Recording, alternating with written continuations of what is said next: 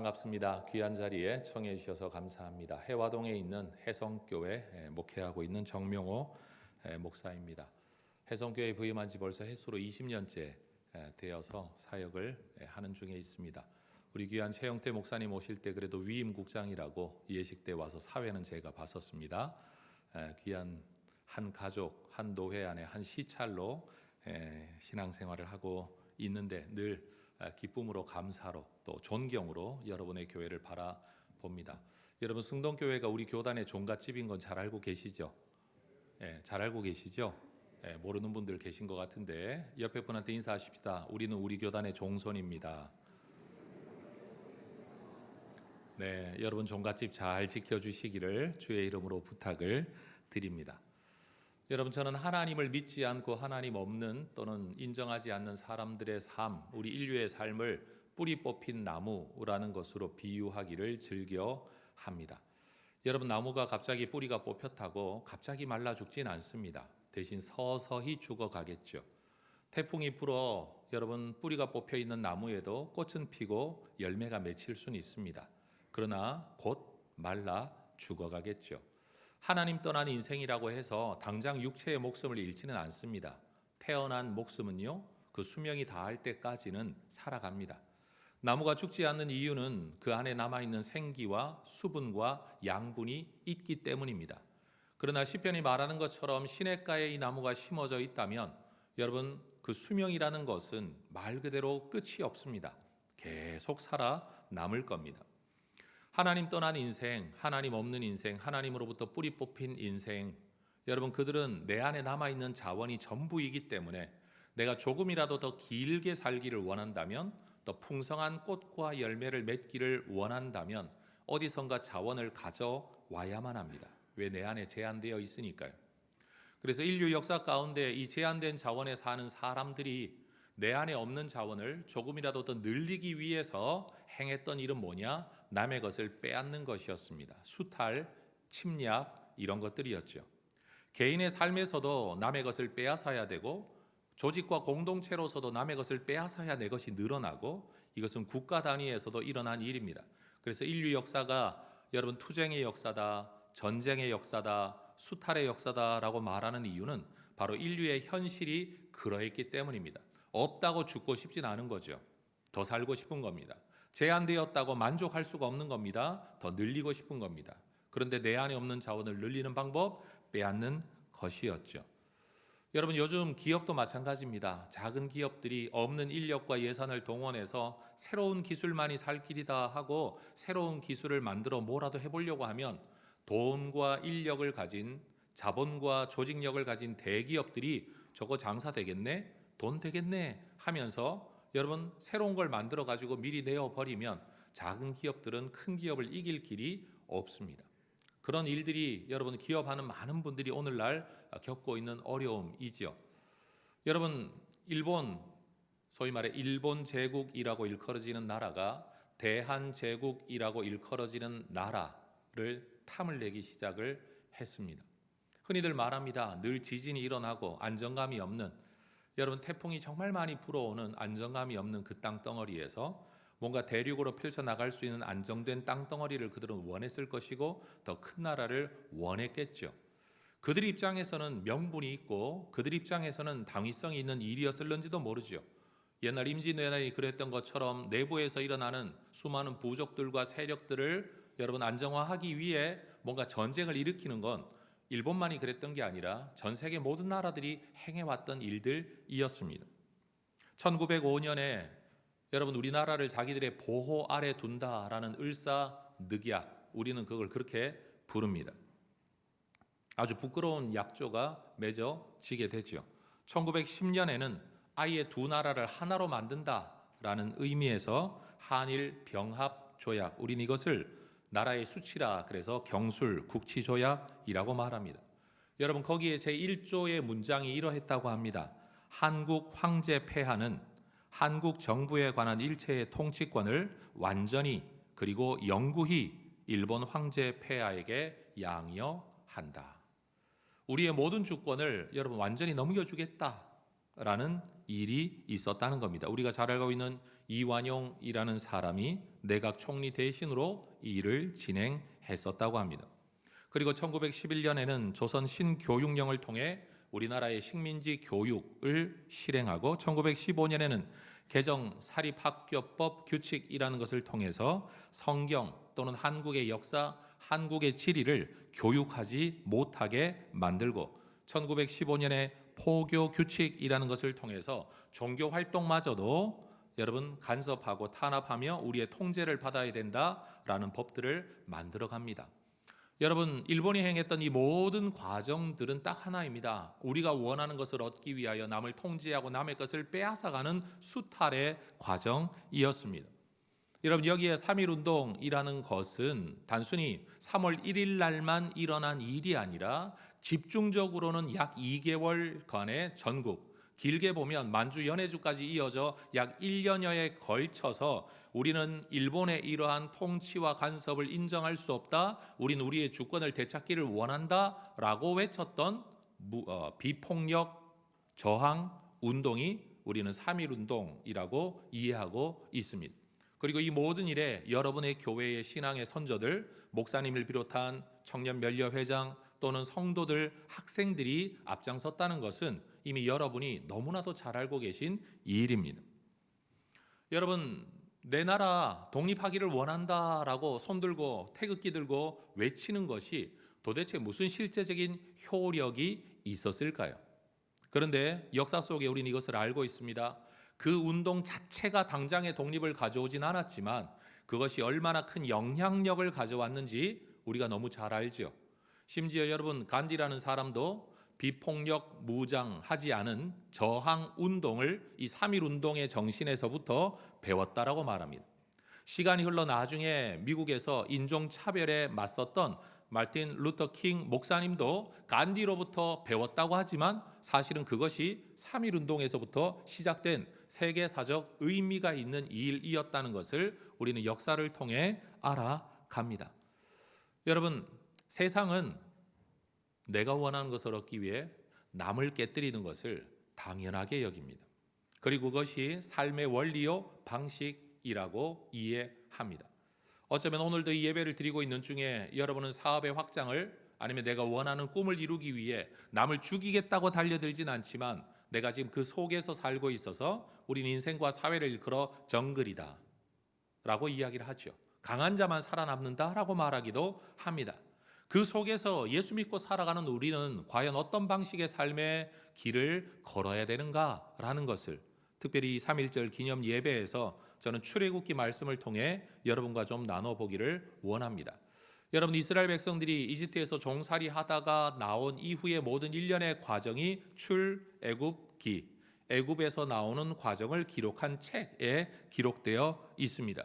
출애굽기 2장을 보면 이스라엘 백성들은 이집트에 종살이 하다가 하나님 앞에 탄식하여 부르짖죠.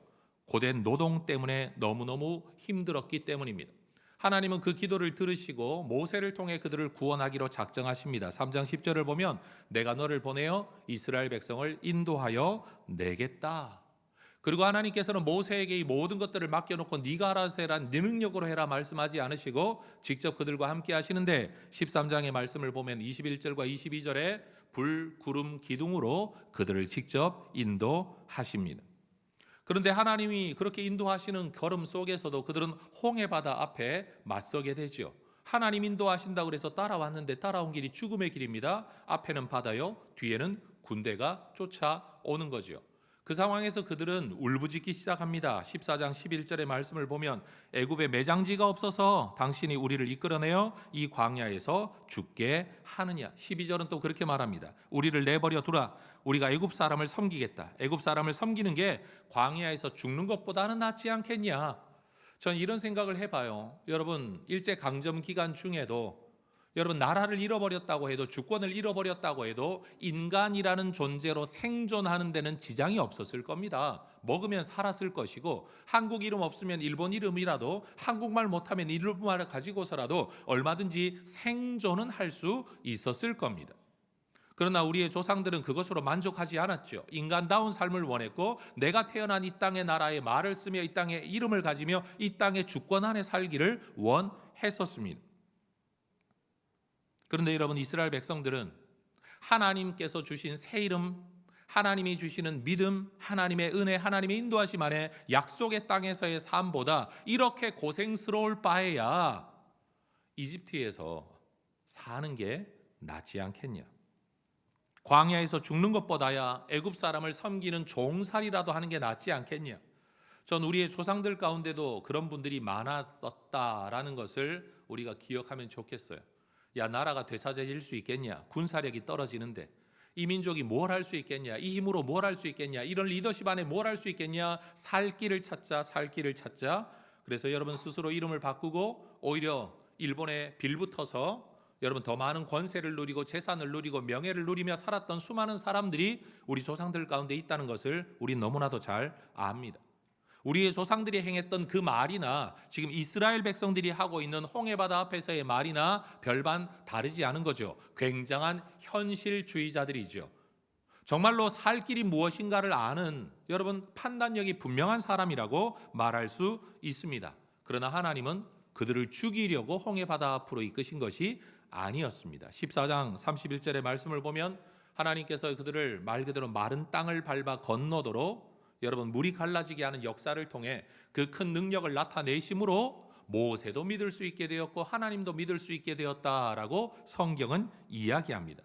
근데 여러분, 하나님께서 그들의 현실의 문제, 내가 해결할 수 없는 문제 앞에 분명히 은혜를 베푸셨어요. 불평한다고 비난하거나 책망하지 않으셨어요. 어떤 면에서 어린아이가 오줌 싸고 똥 싸는 건 당연하다, 배변의 훈련이 거쳐져야만 된다라는 걸 이해하시고 인정하는 부모님들처럼 하나님도 종살이를 여러분 400년이나 넘게 하다가 나온 이스라엘 백성들이 하나님에 대한 믿음을 가지고 사는 훈련이 안 되어 있다는 걸 인정하시면서 그들에게 특별한 책망을 하지 않으세요. 그럼 여러분 14장에서 그렇게 놀라운 홍해바다가 갈라지는 역사를 경험했으면 하나님에 대한 인식이 좀 생겨야 되지 않겠어요? 모세가 우리를 이끌고는 있지만 불구름 기둥이 내 눈앞에 날마다 밤낮으로 떠 있는 걸 본다면 하나님이 우리를 인도하고 계시는구나. 우리가 해결할 수 없는 문제 앞에 원망할 게 아니라 하나님께 뭔가 기도하면 하나님이 문제를 해결하시는구나. 믿음이 생기면 얼마나 좋을까요? 근데 단 2장만 지나 16장으로 넘어가 보면 여러분, 그들이 이집트에서 나올 때 바리바리 싸들고 왔던 음식이 45일 만에 떨어져 버립니다. 그렇죠. 아무리 많은 음식을 싸들고 나와도 여러분 영구히 먹을 수 있는 식량은 없지 않겠습니까? 그런데 그들이 먹을 것이 떨어지자 그들은 16장 1, 2, 3절에서 원망하고 불평합니다. 특별히 3절은 뭐라고 말을 하느냐? 우리가 애굽 땅에서 고기 가마 곁에 앉아 있던 때와 떡을 배불리 먹던 때 여호와의 손에 죽었더라면 좋았을 것을 너희가 이 광야로 우리를 인도해내어 이 온 회중이 굶어 죽게 줄여 죽게 만드는구나. 어려운 상황을 만나자 이스라엘 백성들은 자신들에게 먹을 것이 부족하다는 이유로 모세와 아론을 원망합니다. 자, 대답을 한번 제가 기대하고 질문 드려보겠습니다. 이집트에서 이스라엘 백성을 인도해내겠다고 구상하고 실행한 주체가 모세와 아론입니까? 하나님입니까? 우린 하나님이라는 걸 너무 잘 알고 있습니다. 사실 그들도 알고 있습니다. 왜냐하면 이집트에 10가지 재앙을 내리는데 이건 단순한 재앙이 아니었거든요. 이집트가 섬기고 있었던 신들의 재앙이었어요. 마지막은 태양신이죠. 흑암으로 지칭하는 것. 여러분, 하나님께서 진짜 살아계신 하나님, 이집트가 섬기는 모든 신, 그들이 가지고 있는 문화, 그 위에 계신 분이라는 걸 보여주면서 그들이 따라 나설 수 있도록 믿음을 요구하셨어요. 그런 과정 속에서 이 길을 걸어 나와 심지어 홍해바다까지 건넜다면 먹을 것이 떨어졌을 때 모세와 아론을 원망할 게 아니라 홍해바다를 가른 하나님, 우리가 먹을 것 떨어졌는데 어떻게 하면 좋을까요? 기도해야 마땅해요. 그런데 하나님은 그들 앞에 또 다른 책망하지 않으시고 16장 35절을 보면 그들이 광야 기간 걷는 내내 만나를 먹이십니다. 그게 16장의 이야기예요. 그런데 오늘 우리가 읽었던 본문 17장으로 넘어오면 이번에는요, 마실 물이 없다 1절, 그래서 2절에 모세와 다투고 여호와를 시험합니다. 따라하십시다. 모세와 다투어 여호와를 시험하여. 여러분, 성경이 이 사건을, 이들의 행위를 어떻게 설명하고 있는지를 자세히 보십시오. 그들은 내가 해결할 수 없는 문제, 극복할 수 없는 문제, 내 필요가 채워지지 않는 상황 앞에서 모세와는 다투고 하나님은 시험합니다. 그래서 무리바라는 말은 다툼이라는 뜻이에요. 마사라는 단어는 시험이라는 것이에요. 나중에 역사를 두고 이 땅에서 있었던 사건과 이 지명을 일컬어 무리바 마사라는 말로 이 사건을 기억하게끔 성경은 기록하고 있다는 거예요. 근데 여러분, 이렇게 마실 물이 없고 먹을 것 없고 늘 원망하는 이스라엘 백성들 앞에서 모세가 했던 일이 뭐냐? 오늘 본문 4절을 보면 모세는 이렇게 말합니다. 따라하십시다. 모세가 여호와께 부르짖어. 모세는요, 그들과 다투지 않았어요. 그들을 시험하지 않고 하나님 앞에 부르짖습니다. 여러분, 내 뜻대로 할 수 없는 상황이 되었을 때 믿음의 사람들이 하는 것은 기도인 줄로 믿습니다. 불평과 원망은 사람을 향한 거예요. 근데 기도는 하나님을 향한 거죠. 원망과 불평은 사람의 마음을 깨뜨리는 거예요. 무엇 때문에?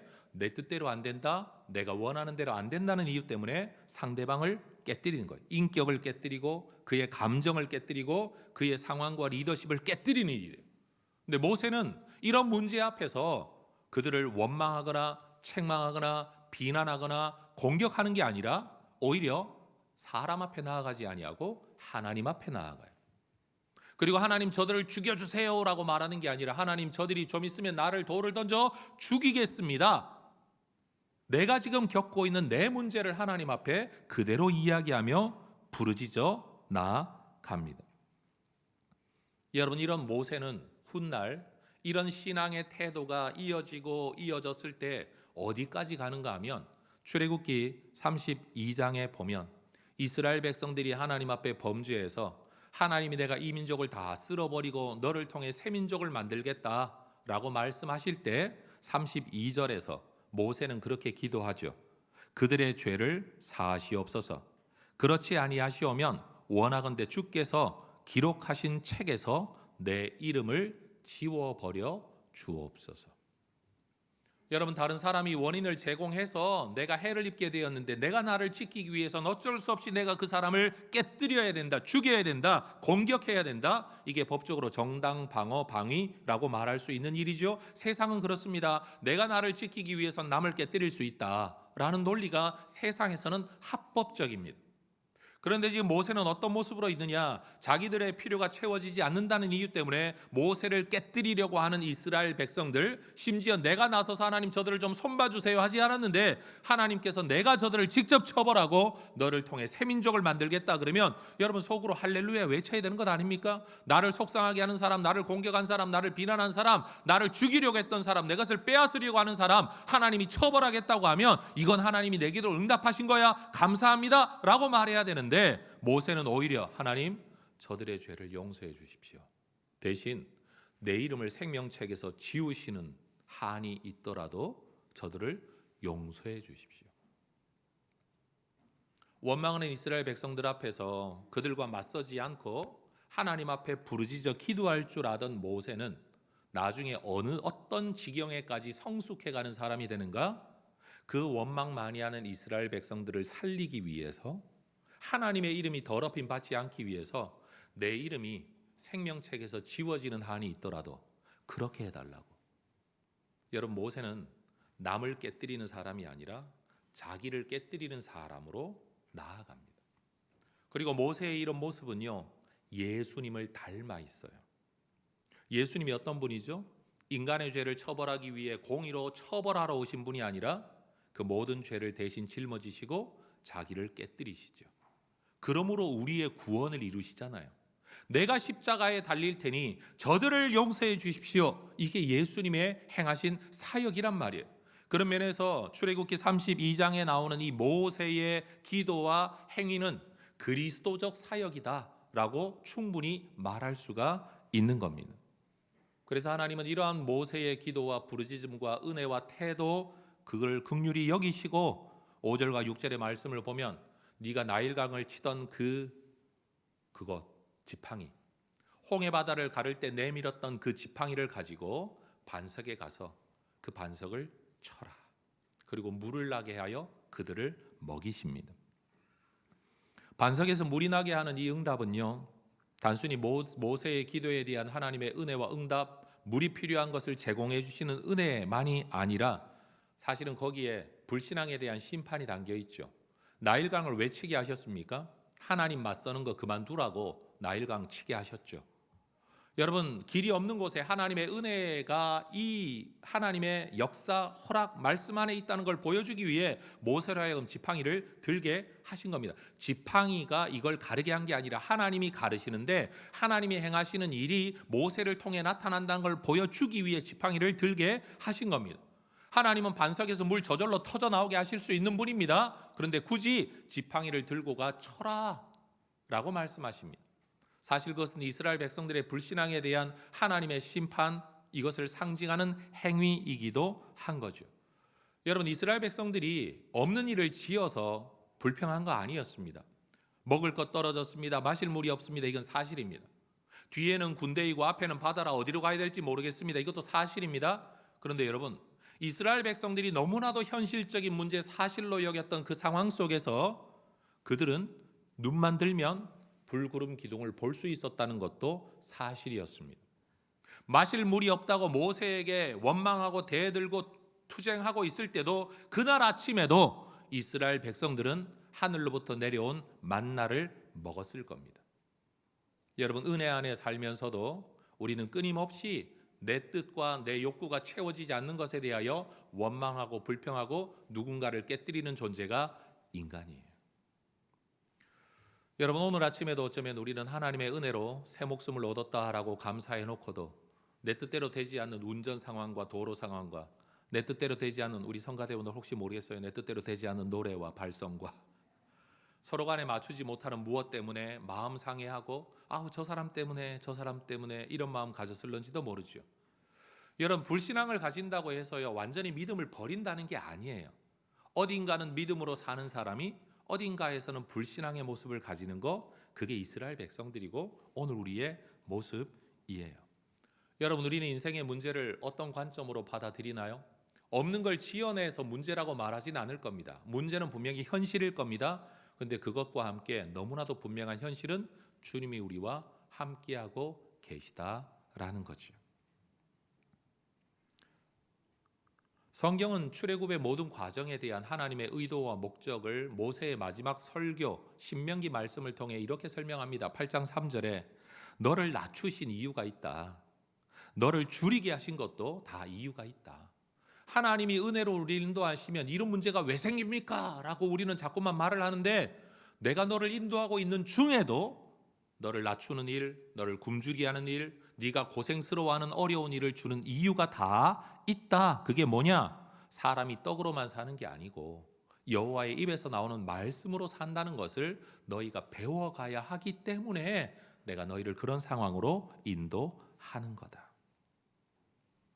여러분, 이스라엘 백성들은 이집트에서 400년이 넘게 종살이했습니다. 그들은 문화적으로 습성적으로요, 여러분, 종살이의 방식과 불신앙의 방식과 이집트의 방식이 몸에 익어 있었어요. 그들이 말 그대로 출애굽했습니다. 이집트에서 나왔습니다.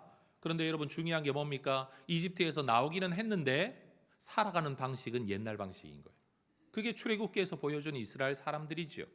근데 하나님이 그들에게 새로운 길을 주기를 원하시는 겁니다. 새 방식의 삶을 살기 원하죠. 여러분, 아이는 태어나기만 하면 인간입니다. 그런데 인간이 태어났다고 해서 인간으로 사느냐? 그렇지 않죠. 인간의 교육을 받아야만 합니다. 우리는 그것을 사회화 과정 또는 교육의 과정이라고 말을 하죠. 여러분, 출애굽기라는 성경을 영어로는 엑소더스라고 이야기를 합니다. 근데 엑소더스는 원래 영어 단어가 아니에요. 헬라어 단어가 음차되어진 단어예요. 어떤 단어이냐? 따라 하십시다. 엑스, 호도스. 다시요. 엑스, 호도스. 여러분, 알파벳 X를 말하는 거 아닙니다. 헬라어 단어 X라는 것은 무엇 바깥으로라는 뜻이 있는 단어예요. 그리고 호도스라는 단어는 명사로 길이라는 단어예요. 엑스호도스라는 단어는요, 길 밖으로라는 뜻이 있어요. 지금도 그리스에 가면요, 그리스어가 남아있지 않겠어요? 여러분 고속도로를 달리다가 출구가 나오면 영어는 exit 이렇게 나오죠. 근데 여러분 여기는 엑소더스라고 쓰여 있어요. 그리스 가서 여러분 다니다가 보면 엑소더스 나오면 맨날 출애굽기인가? 여러분 출애굽기가 아니고 빠져나가는 길, 다른 길이라는 뜻이에요. 내가 가고 있는 이 길이 아니라 다른 길로 가려면 이 길로 나가라라는 뜻이에요. 여러분 성경이 출애굽을 이야기하고는 있지만 출애굽기에서 이집트에서 이스라엘 백성이 나오는 이야기는 몇 장 되지 않아요. 오히려 광야를 살아가는 이야기가 훨씬 더 많아요. 여러분 엑소더스라고 말하는 이 단어를 조금 더 광의적으로 해석을 하면 이집트에서 나오는 것만이 엑소더스가 아니라 하나님의 백성답게 새 방식과 새 길을 걸어가는 것, 그게 진짜 엑소더스 출애굽이라는 거죠. 오늘 이 예배를 드리고 있는 분들 가운데 여러분 예수를 믿고 하나님께로 돌아와 교회를 출석하며 신앙인으로 사는 사람은 이미 엑소더스한 사람이긴 하지만 동시에 여러분 우리는 예수 믿는 자로 살아본 경험이 길지 않죠. 많지 않죠.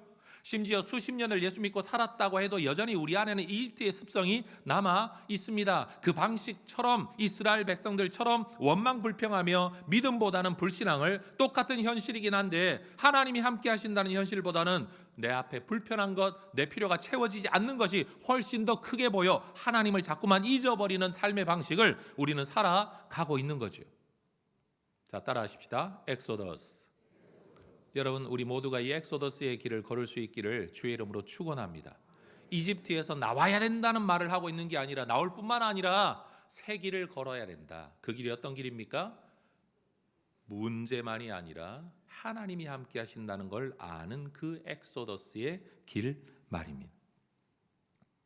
근데 놀라운 건 출애굽의 모든 과정, 특별히 여러분 이렇게 만나 그리고 반석의 물, 이런 사건, 홍해 사건, 이런 사건들, 다시 말하면 이스라엘 백성들이 하나님 앞에서 계속 불평한 사건들, 12장, 14장, 16장, 17장에 나오는 이 모든 사건들에게 대하여 바울이 어떻게 신학적으로 이 일을 해석하는가 하면 고린도전서 10장에서 그는 이렇게 이야기를 합니다. 자, 화면을 보시며 고린도전서 10장 1절에서 4절을 같이 한번 읽어보도록 하겠습니다. 형제들아, 나는 너희가 알지 못하기를 원하지 아니하노니 우리 조상들이 다 구름 아래에 있고 바다 가운데로 지나며 모세에게 속하여 다 구름과 바다에서 세례를 받고 다 같은 신령한 음식을 먹으며 다 같은 신령한 음료를 마셨으니 이는 그들을 따르는 신령한 반석으로부터 마셨음에 그 반석은 곧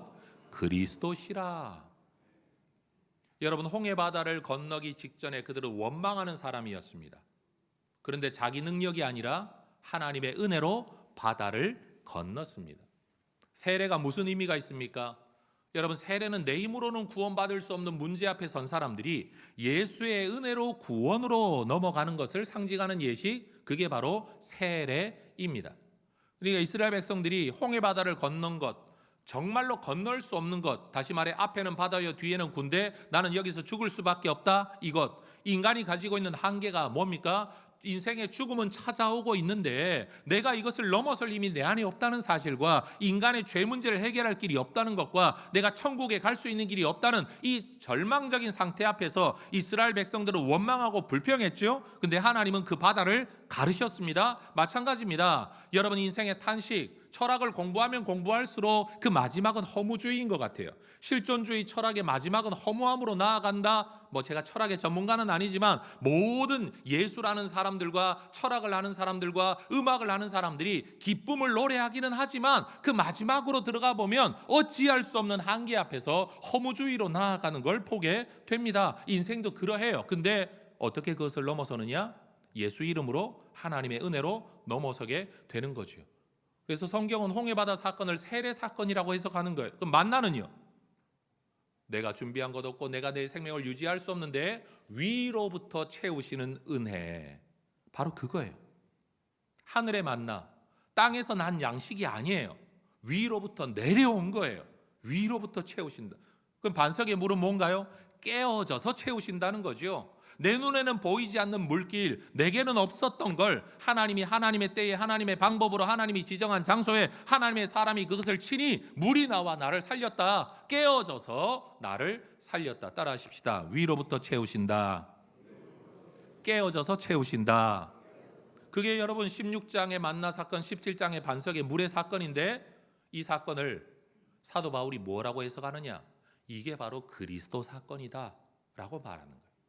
세상 안에 구원의 길이 없기 때문에 위로부터 구세주가 우리에게 오셨다.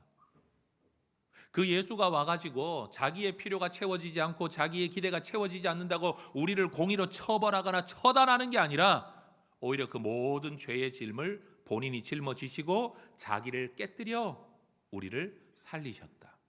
여러분, 지팡이가 반석을 내리침으로 피가 물이 솟아나 우리가 먹게 된 것처럼, 이스라엘 백성들이 먹게 된 것처럼 나무, 지팡이를 상징하는 십자가가 예수를 침으로 예수의 몸이 깨어져 거기서 피가 흘러나와 우리가 구원을 얻게 되었다는 사실이에요. 여러분, 전혀 상관없을 것 같은 출애굽의 사건이 예수 십자가의 사건과 이렇게 연결이 된다고 바울이 우리에게 깨우쳐주고 있다라는 겁니다. 그래서 예수님은 요한복음 6장 35절에서 그렇게 말씀하시죠. 내가 생명의 떡이다. 내게 오는 자는 결코 줄이지 않는다. 내가 생명의 물이다. 나를 마시는 자 영원히 목마르지 않게 된다. 예수님이 그렇게 말씀하시는 겁니다. 여러분, 이스라엘 민족들은 자기들의 필요가 채워지지 않을 때 지도자들의 마음을 깨뜨리고 하나님의 의도를 깨뜨렸죠. 하나님은 우리를 구원하려고 인도하셨는데 하나님이 우리를 미워해서 하나님이 우리를 죽이려고 라고 여러분 곡해했습니다. 왜요? 내 뜻대로 되지 않는다고. 여러분, 교회 생활하면서도 그런 분들 많습니다. 내가 원하는 대로 되지 않으면 곡해하고 비난하는 분이 많아요. 우리 목사님이 이런 뜻 때문에 저래서 그랬을 거야. 아마 이래서 그랬을 거야. 우리 장로님이 아마 이래서 저랬을 거야. 뭘 몰라서 그랬을 거야. 나쁜 뜻으로 그랬을 거야. 무슨 이익 보는 게 있어서 그랬을 거야. 여러분, 내가 기대하고 내가 원하는 대로 되지 않으면 끊임없이 남을 깨뜨리는 사람들이 있어요. 그런데 그건 그 사람이 그런 게 아니라 모든 인간이 다 그래요. 여러분, 독립운동의 후손인 승동교회 성도 여러분, 여러분은 일본을 생각할 때마다 일본은 나쁜 나라요, 한국은 좋은 나라요, 우리는 절대적인 희생자라고만 생각을 하고 있지만 여러분, 사실은 그렇지 않습니다. 우리나라도 뭔가를 얻기 위해 남을 깨뜨린 적이 있는 사람들입니다. 일제 강점 기간을 여러분 우리가 성토한다면 우리나라의 베트남 참전을 성토받아야 마땅합니다. 그렇지 않습니까? 우리는 경제적으로 어려웠어, 살기 힘들었어, 살기 위해 어쩔 수 없었어.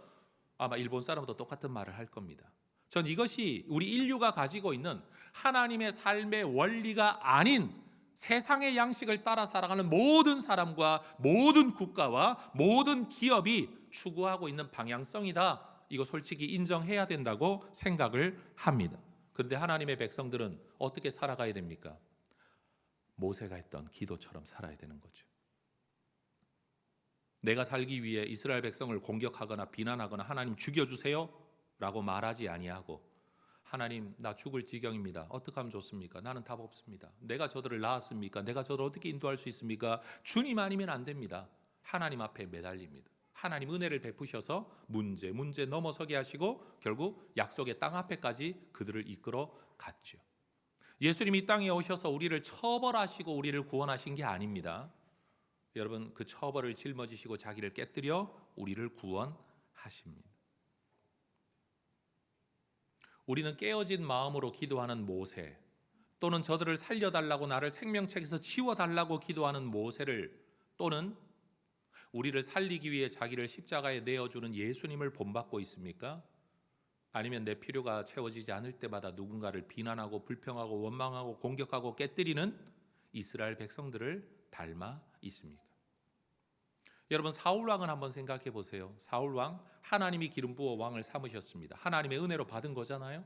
근데 이걸 지키려면 믿음으로 살아야 될 것 아닙니까? 근데 그가 이것을 지키기 위해 했던 일은 뭐냐? 다윗을 죽이려는 것이었습니다. 르호보암이 했던 일은 뭡니까? 아니, 내가 할아버지, 아버지로부터 물려받은 이 나라, 감히 여로보암이란 이상한 놈이 왕이 된다고 있을 수 없지. 군대를 일으켜 그를 죽이려고 합니다.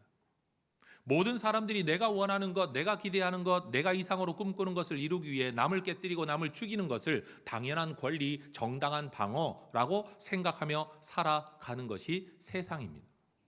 근데 하나님은 그러지 않으셨어요. 여러분, 우리는 깨어지신 그리스도를 본받고 있느냐, 깨뜨리는 이스라엘 백성들, 심지어 내 필요가 내 기대가 채워지지 않는다고 예수님을 은전 30에 팔아넘긴 가롯 유다. 왜 팔아넘겼죠? 내가 원하는 메시아가 아니라는 거예요. 하나님이 원하시는 메시아의 길을 걷고 있는 그 예수가 내가 원하는 메시아가 아니기 때문에 나는 저런 사람 따를 수 없다, 믿을 수 없다, 그럴 바에야 팔아넘기겠다. 그게 가룟 유다였어요. 오늘날 교회도 그런 분들 많죠. 내가 원하는 교회는 이게 아니야 라고 말하며 교회를 비난하고 떠나는 분들이 많습니다. 그러나 성경은 뭐라고 말씀합니까? 내가 이 교회를 위하여 하나님이 자기의 생명, 자기 피값으로 이 교회를 샀다라고 말씀하고 있습니다. 우리 대부분은 이렇게 자기 논리, 자기 판단, 자기 주관이 강하고 그것을 지켜가기 위해서는 남을 깨뜨리는 걸 정당한 것으로 여기는 죄성을 가지고 있는 인간들입니다. 일본이란 나라가 자기들의 욕구를 채우기 위해 우리나라를 깨뜨렸습니다. 그런데 3.1 운동은요, 내 것을 되찾기 위해 그들을 깨뜨린 게 아니라 깨뜨리지 않는 방법으로서 우리의 것을 되찾기 위해 여러분 하나님 앞에 외치고 세상 앞에 외쳤던 비폭력 운동이었습니다. 이게 엄청난 가치를 지닌 일이에요. 여러분 당시 기독교인의 인구는 정말 적었습니다. 그런데 이 일로 인하여 잡혀 들어가고 처벌받은 기독교인은 여러분 독립운동 또는 만세운동을 했던 사람들 중에 근 30% 정도가 기독교인이라고 말합니다. 그럼 여러분 전 국민의 30%가 기독교인이어야 이 비율이 정당한 것 아니겠어요? 근데 기껏해야 여러분 0. 몇 %밖에 안 되는, 아무리 많이 잡아도 1에서 3% 이내였던 기독교인들이 3.1 독립운동에는 30% 이상이 관여하고 처벌을 받았다. 자기 스스로가 처벌을 받았다. 여러분 총칼 앞에서 맞섰다는 사실, 이거 예수 믿는 사람들이 여러분 국민의식만 가지고 한 게 아니라 신앙으로 했다는 사실을 잊지 말아야 됩니다. 남을 깨뜨리진 않지만 내가 하나님 앞에서 어느 길로 가야 되는지, 나 하나 생존하기 위하여 일본 이름과 일본 성, 일본 언어를 가지고 그냥 빌부터 살면 된다라고 생각한 게 아니라 인간으로 생존하는 것이 아니라 하나님의 뜻이 무엇인지, 하나님의 백성으로 내가 내 나라에 대해 해야 될 게 뭔지를 인식했던 기독교인들의 모습. 여러분들은 바로 그런 기독교인들의 종손들이세요. 그게 승동교회예요. 평신도 지도자들과 목회 지도자들이 바로 그 길을 걸었었어요. 그렇게 자기를 내어 주었었다고요. 내 것을 빼앗아가기 위해 나를 깨뜨리는 사람 앞에 내가 그들을 깨뜨리진 않겠지만 내가 하나님 앞에 이를 위해 기도하고 이것을 외치겠다고 말한 사람들. 말씀을 저는 이렇게 맺어보고 싶습니다. 여러분 내 필요를 채우기 위하여 남을 깨뜨리는 사람 되지 아니하고 내가 필요한 것 있으면 하나님 앞에 엎드릴 줄 아는 사람 되시기를 주의 이름으로 축복합니다. 내 필요를 위해 채우기 위해 남을 깨뜨리는 사람이 아니라 오히려 나를 깨뜨려서라도 남을 채우려고 하는 하나님의 사람들 되실 수 있기를 바랍니다. 오병이어 사건은 별 볼 일 없는 사건인 것 같지만 어린아이 하나가 자기 배를 채우기 위해 가지고 온 것을 사실은 예수님께 내어드린 거죠. 내 배가 못 채워질 수도 있어요. 남 먹여버리면. 예수님이 그걸 가지고 누구 먹여라 하고 줘버리면 내가 굶을 수도 있다는 거죠. 그런데도 불구하고 여러분 그 아이는 예수님께 그것을 내어드립니다. 그런데 주님은 어떻게 하셨죠? 오히려 그것으로 모든 사람을 먹이신 겁니다. 여러분 우리의 삶이 그렇게 쓰임받을 수 있으면 얼마나 좋을까요? 우리가 이 나라를 위해 할 수 있는 게 뭐가 있겠습니까? 여러분 작은 교회 하나가 나라를 위해 할 수 있는 일이 뭐가 있을까요? 먹고 살기 급급한, 아니면 심지어 살림 살기 바쁘고 직장 생활하기 바쁜 우리가 나라를 위해 할 수 있는 게 과연 뭐가 있을까요? 그러나 여러분 나라를 위해, 교회를 위해, 여러분 하나님 나라라는 거대한 하나님의 뜻과 미션, 선교를 위해서 여러분 그냥 기도하더라도 내 자신을 깨뜨려서라도 주님의 뜻을 이루면 좋겠다 꿈꾸며 살아가는 이 방향성이야말로 진짜 하나님 나라 백성의 삶이라는 거죠. 여러분 만세를 외친 모든 사람의 이름을 우린 다 알지 못합니다. 그러나 여러분 누군가는 팔짱 끼고 생각했을 거예요. 야 저런다고 독립되냐? 그런다고 뭐가 되니? 아마 굉장히 현실적인 누군가는 그렇게 말을 했을 겁니다. 그런데 수많은 사람들이 거기에 달려들어 동의하고 동조하고 함께 외쳤기 때문에 여러분 그것이 엄청난 파급 효과를 가져왔다는 사실을 우리는 알아야 됩니다. 여러분, 주님 앞에 엎드려 기도하는 한 사람의 기도가 무슨 큰 능력이 있겠습니까? 그게 우리의 생각이죠. 근데 하나님은 들으시죠. 이스라엘 백성이 장정만 60만 명이 여러분 광야로 나오지 않았습니까? 불평하고 원망하는 사람이 여러분 장정만 60만 명이었어요. 근데 한 사람 모세의 기도가 무슨 효력이 있었습니까? 근데 우리는 알죠. 그의 기도가 하늘의 만나를, 반석의 물을 가지고 오게 했다는 사실을. 하나님은 자신을 깨뜨리는 누군가를 통해 역사하시는 줄로 믿습니다. 여러분, 우리 모두 깨뜨리는 삶을 살 게 아니라 깨어지는 삶을 살아갈 수 있기를 축복합니다. 특별히 가정에서도 남편과 아내가 나를 위해 지가 좀 희생하면 좋겠는데, 그래서 여러분 가정 문제 두고 기도할 때 우리가 제일 많이 하는 기도가 뭡니까? 하나님, 내 남편이 변하게 해 주옵소서. 그거잖아요. 내 아내가 좀 변하게 해 주옵소서. 그러면서 제자훈련 받는다 그러면 그래 받아라. 네가 좀 변하겠지. 변화의 목적이 뭡니까? 나한테 더 잘하는 아내가 되기 위해 성경 공부 좀 배워봐. 근데 배웠는데 변하지 않아요? 뭐라고 말해요? 교회 가야 소용없네. 배워봐야 소용없네. 우리 모두가 내가 원하는 걸 위해 상대방이 변하기를 원해요. 내 걸 채우기 위해 상대방이 희생하기를 원해요. 이게 인간의 속성이에요. 내가 좀 편하기 위해 남이 좀 더 고생해 주기를 원해요. 나는 앉아 받아먹기를 원하고 저 사람이 움직여 주기를 원하는 거예요. 가능하면 일을 덜 하는데 월급은 더 받기를 원하는 거예요. 사용자 입장에서는요, 월급을 웬만큼만 줘도 일은 남처럼 2배 좀 하면 좋겠다. 이게 사용자와 경영자의 꿈이에요. 모두가 이런 생각 가지고 사는 것이 인간의 세상이에요. 그 속에서 예수 믿는 우리, 여러분, 하나님의 은혜에 누구에게 나타나는가? 이거 우리가 꼭 기억하면 좋겠습니다. 내 걸 채우기 위해 남을 깨뜨리는 자에게 하나님의 은혜가 나타나는가? 아니면 남을 살리기 위해 나를 깨뜨리는 자에게 하나님의 은혜가 나타나는가? 심지어 우리 하나님은 예수님도 여러분 죽음에서 높이 들어 올리셔서 하늘 보좌 우편에 올리셨죠. 여러분, 우리가 주님 계신 그곳에 가려면 우리가 해야 될 일 분명합니다. 예수 믿으면 됩니다라고 말하지만 그 예수 믿음은 뭐냐? 결국 예수님처럼 자기를 깨뜨리는, 자기가 깨어지는 여러분 이 십자가의 삶인 것입니다. 여러분, 승동교회가 이 국가와 나라를 위해 다른 건 몰라도 우리의 마음을 깨뜨려 기도하는 교회가 될 수 있기를 축복합니다.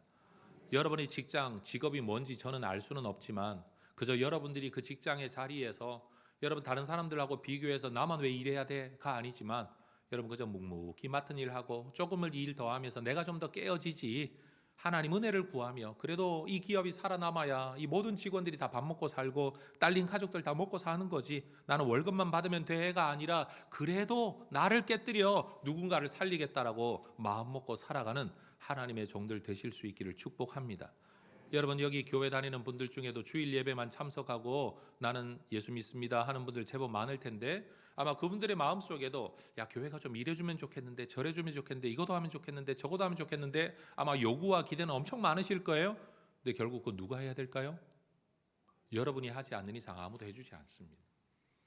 결국 이 교회 공동체를 위해서도 여러분 요구하고 깨뜨리는 사람이 필요한 게 아니라, 정당하다라고 항변하는 사람이 필요한 게 아니라 남을 살리기 위해 내가 깨어지는 사람이 있을 때 비로소 모두가 살 수 있는 길이 열려진다는 것, 여러분 저는 이것이 출애굽기의 가르침이고 예수 십자가의 가르침이라고 확신합니다.